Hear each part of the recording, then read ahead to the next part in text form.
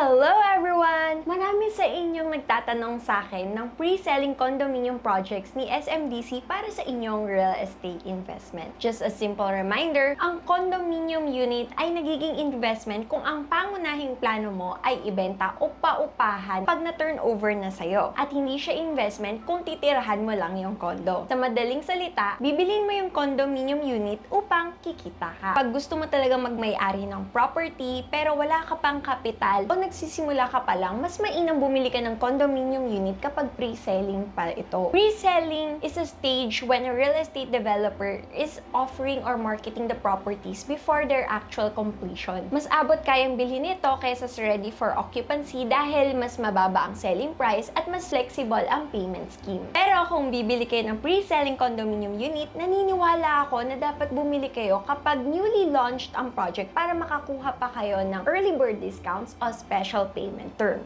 You'll also earn from the appreciation value of the condominium over a period after its construction. More so when the location where the condominium is situated becomes more developed. Maliban dyan, may panahon kayo para ipunin yung balance. Kesa utangin nyo pa yung balance sa bangko kasi bawas din sa kita nyo yung bank interest. Mabigat din kaya yung interest na 5.88% for 1 to 3 years. Ewan ko, nabibigatan ako dun kasi compared sa ibang bansa, mas mababa yung interest nila. Pero halimbawa lang yung interest, minsan mas mataas pa dyan yung interest. Anyway, what I'll be sharing is a newly launched project by SMDC, Gem Residences. Gaano kabago yung proyekto? Noong July 27, 2020 lang yun ni-launch at ngayong July 31, 2020, sa Friday, meron tayong webinar about Pasig City being a city of brilliant opportunities. Keynote speaker dito si Mayor Vico Soto ng Pasig City. At kapag interesado kayo dun sa webinar, you can simply message me. And of course, if you're interested to learn more about Gem Residences, keep on watching.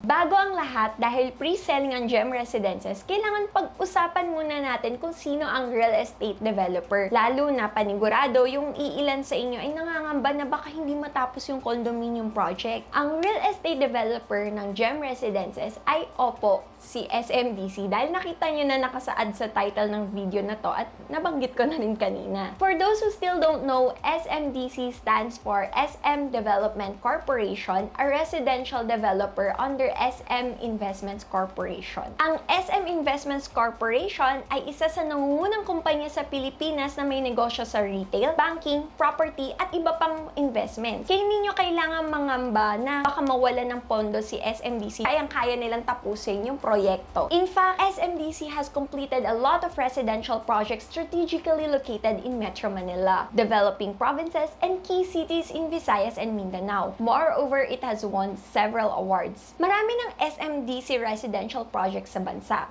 Ano pang rason para mag-invest sa Gem Residences? G. Grand and strategic location that offers immediate accessibility to two dynamic business districts, Ortigas and Eastwood. So, kung asawa mo sa Ortigas nagtatrabaho, tapos ikaw sa Eastwood, wala nang away kasi maganda yung lokasyon ng Gem Residences para sa inyo. Gem Residences Residential Condominium Project is located at E. Rodriguez Avenue, C-5, corner J. Cruz Street, Barangay Ugong, Pasig City, with a land area of 4,187 square meters. Pasig City is an ideal city to live in for young professionals and growing families. Kasi sa totoo lang, mas mura pa yung lupa rito kumpara sa BGC at Makati. Kaya mas abot kaya pang bumili ng condominium rito sa ngayon. Some of the advantages of living in Pasig City are 1. Accessible to the rest of Metro Manila. Pasig City is especially convenient for those whose work requires them to travel to different cities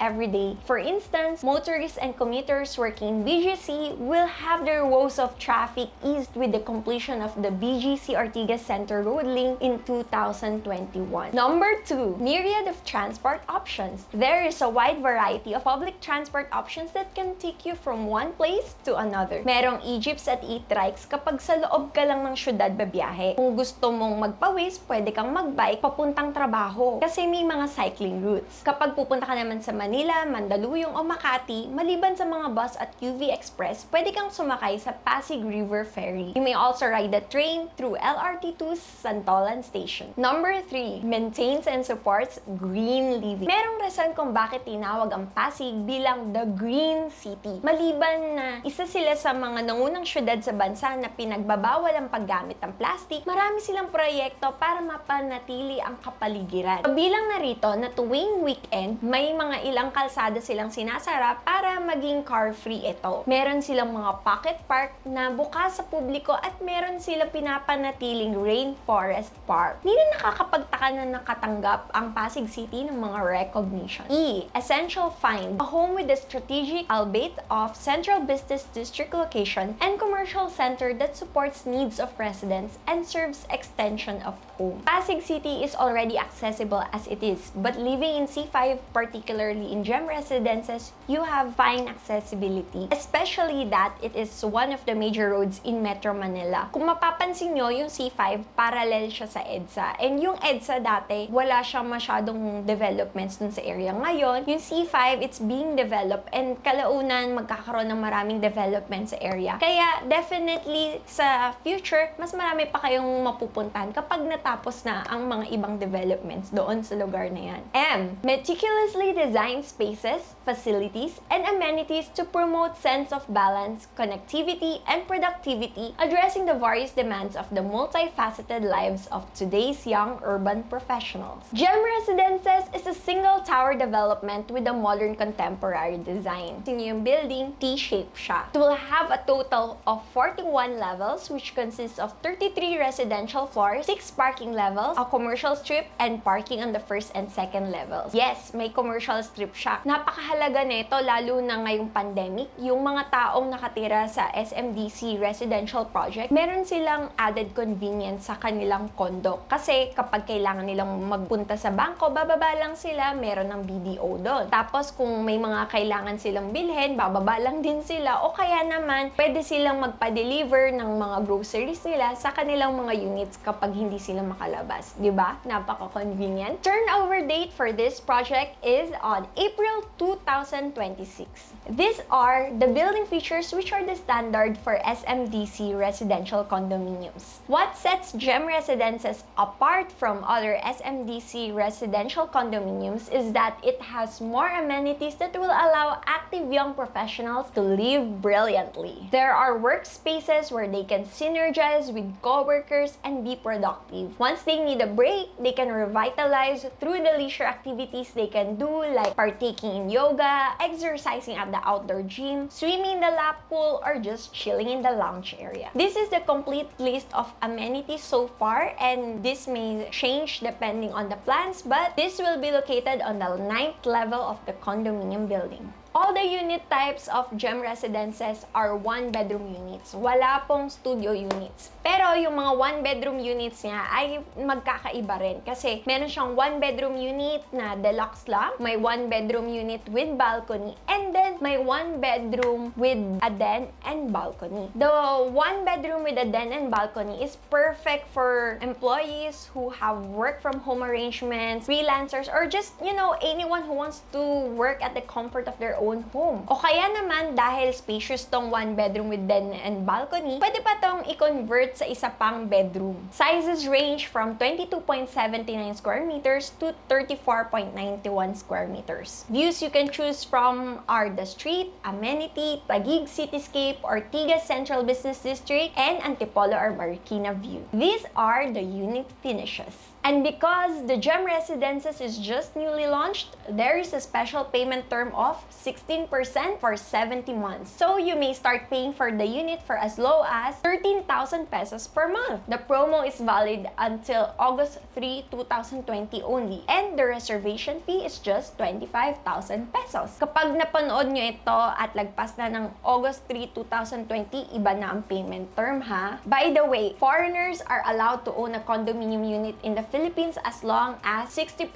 of the condominium corporation is owned and controlled by Filipinos. So, kung Pilipino ka at nagpalit ka ng citizenship, foreigner ka na, pwede ka pa rin bumili at mag-invest dito sa SMDC. Once you complete your monthly installments and you pay the balance via cash or bank financing, and you pay for the other charges which covers taxes, transfer fees, and etc., you'll get a condominium certificate of title and you have perpetual ownership, which I explain more in detail on another video of mine. If you have any questions or you're interested in investing in gem residences, you may contact me to choose and reserve the floor you want to live in, as well as the view you want to enjoy from your unit. Price varies depending on the unit you choose. That is all. When I find the time, I'll discuss the top pre-selling projects of 2020 in Metro Manila as requested by one of my subscribers. So if you are interested in that and you want to learn more about real estate, make sure to subscribe to my YouTube channel. And of course, if you found this video interesting, whether you're investing or you just want to learn more about this project, please hit the like button to support me. Again, I'm Man Comende, a licensed real estate broker in the Philippines, and thank you for watching Own Property PH.